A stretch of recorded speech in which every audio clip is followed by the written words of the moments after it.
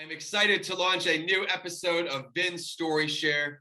My name is Vincent A. Lancy, and my story is when I was 21 years old, I was the victim of a hit and run accident while on foot. And after I suffered a traumatic brain injury and began to recover, I began realizing I need to do what makes me happy in life, give back through my experiences, give back through my stories. And for today's episode, we have someone else who does just that. I'm bringing on Tony Alexander from Houston, Texas. He is a veteran, a human resources guru, a mentor to hundreds, as well as a mentee. He has a personal story related to mental health, as well as his advocacy. He is a star in Mr. Lancy Talks Mental Health, and he just has so much to offer. So allow me to now bring him on, Tony Alexander. Tony, thank you for joining the show. Hey, Vince, thank you for having me. It's always a pleasure, always a pleasure. It's always great to see you, Tony. Would you mind introducing yourself to this audience, and we will dive into your story? Well, my name is Tony Alexander. As you stated, I am a 10-year military vet. Wouldn't change that for the world. I'm also an entrepreneur of SGI Services, which is Structured Growth and Intentional. The GI also represents the discipline of being a soldier. I am the father to a 21-year-old college grad from Morehouse, which is one of my biggest accomplishments to date. In addition to that, I am a mental health advocate. And I'm just your everyday Joe, as I say. Some people beg to differ, but I just enjoy doing what I do, and just doing good for the world, man. Just doing good for the world. You are certainly doing a lot of good for the world, Tony. I'm very thankful that I have met you. But since you brought up mental health, let's talk a little bit more about your passion for mental health, maybe even your role in the book here, Mr. Lancy Talks Mental Health. Let's chat more about mental health. Well, definitely, with this being Mental Health Awareness Month, right? What a perfect subject to segue into. But mental health is very important to me, and it should be to anyone. I'm definitely always on the go, getting myself or my hands involved in many different things. And there came a point in my life where my mental health had kind of went to the back burner, and it was a true eye-opening experience when I first experienced, generalized anxiety. Which what I thought I was having was maybe a mental breakdown. I really didn't know what it was, but I actually was working in healthcare in the pharmacy, and just out of nowhere, with all the grits and the grind of life, I had forgotten to take care of myself. So ever since that date and actually realizing what was happening to me, I then, in your words, I put my mental health on the front burner, right? And I began to advocate and talk around it, not only just with my mentees and my mentors, but with my family as well, because that was a really key component. Because in our family, or in even the African American community, we don't speak much of mental health. When it comes to men, we definitely don't talk about the challenges that we have. So I try to be an advocate for it, speak about it, and have these conversations as many times as I can. And in addition, just disconnect for myself. I put in a couple precautions or measurements to know when I'm on that brink of burnout, and just again disconnecting, taking time to unwind, and taking care of my mental health. I appreciate the awesome words, Tony. And while we're talking about great topics, let's now talk about the work you've been doing. I know about some of your new certifications with diversity and inclusion. Let's shed some light on that for you. Well, that's another one of my passions. Diversity, equity, and inclusion is the heart of any organization, or it should be the heart of any organization. And the thing that I'm not one of the bandwagon jumpers, as they say, but this is work that I've been doing for 15 plus years. I actually have a certification that I actually just received from the University of South Florida. And I also have another certification from Cornell University. And I also have a SHRM certification for the Society of Human Resource Management, and a master's degree in HR. So quite a couple of things going on there. But this work is so important to me, because when I started my career journey, and in healthcare and retail and all those wonderful things. It was a while before I actually was able to get a mentor. But one of the things that you don't realize when you're taking that corporate route, you don't just need a mentor, you need a mentor, you need a coach, but most importantly, you need a sponsor. And when I looked around my organization, to be honest, there weren't people that looked like me in those roles that I wanted to go into. And that was kind of baffling to me because early maybe I was a little naive, but I was thinking, everybody has the same grit and grind that I have, right? And why wasn't I seeing African Americans in these CHRO roles or these executive roles? They were easy to spot in middle management.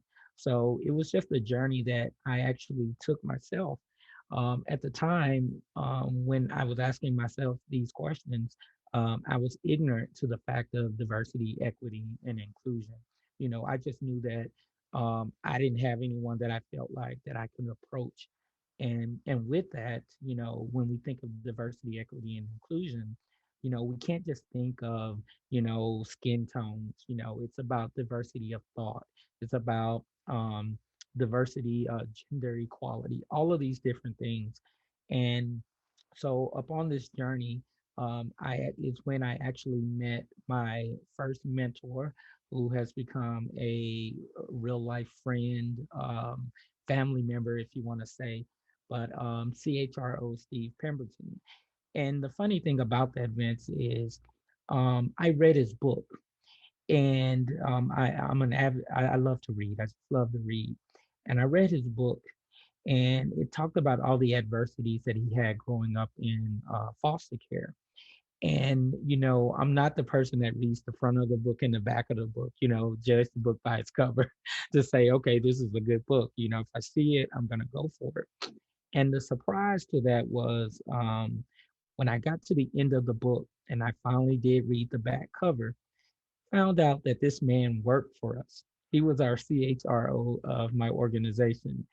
And so I actually jumped on the computer, got the address index, and said, let me find him. And I'm like, yes, this is true. He still works here, right? Reached out to him. It took me about 6 months to actually connect with him. And I tell this story because it's about persistence. But every Wednesday at 2:30, I would email him asking to connect and just letting him know I had read his book, and I love all of the diversity in it and the adversities, and the fact that he had rose up as a biracial child in Boston, Massachusetts, and achieved all these levels of success. So I can remember, finally, it was about 6 months in, and I said, you know what? I told myself this Wednesday, if this man doesn't respond this day, I'm not emailing him anymore. I need to move on, right? Because I'm trying, I'm everything I can do. And I'll never forget that Wednesday. And there's no coincidence. It was just meant to be. I hear a page and they say, Mr. Alexander, you have a call parked on 101. And I'm like in the pharmacy and I am swamped, right? I'm there's no way that I can take a call. And I'm like, can you take a message? And they page back and says, well, he doesn't want to leave a message. And here I am thinking, okay, what did we do? Well, what customer have we upset? Those types of things. And so I get on the phone and introduce myself. This is Tony. How may I help you?